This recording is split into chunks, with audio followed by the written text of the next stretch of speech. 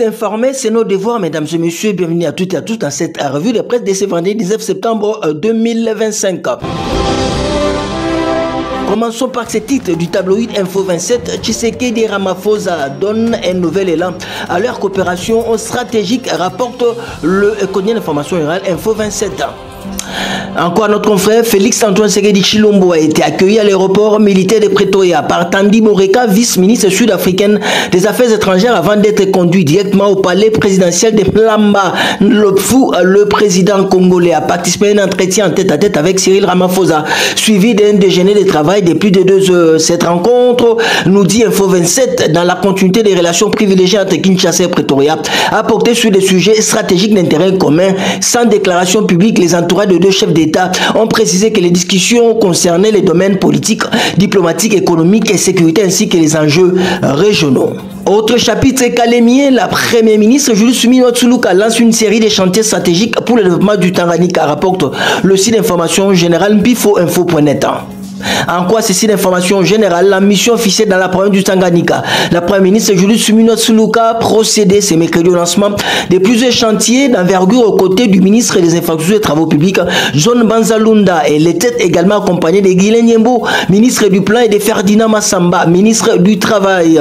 La première ministre a également présenté plusieurs projets prioritaires, dont notamment la modernisation du port de Kalemie, la construction du port de Moba, la lutte contre les érosions qui menacent la ville, la construction des dans le cadre du programme de développement local des 145 territoires. Autre chapitre, modernisation du terminal à conteneurs de Matadi, Bemba, Palpe d'Idoua, l'état d'avancement des travaux, rapporte le quotidien d'information générale, le quotidien.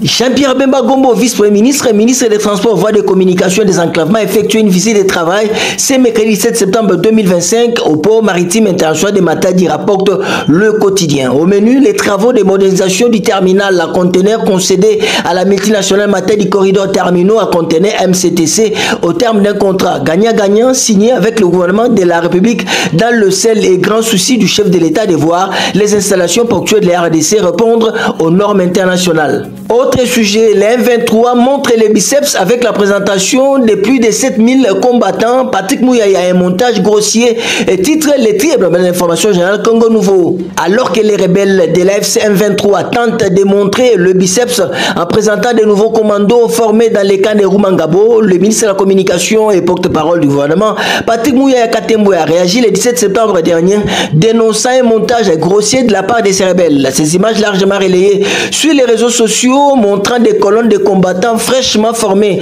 dans les zones occupées par le 23 dans l'est de la RDC relèvent d'une propagande selon Kinshasa. Patrick Mouyaya appelle les Congolais à ne pas se fier à ces images. On va terminer avec ce titre. Fonds Mwinda, Kinshasa ambition d'éclairer les zones rurales, rapporte le tabloïd Africa News.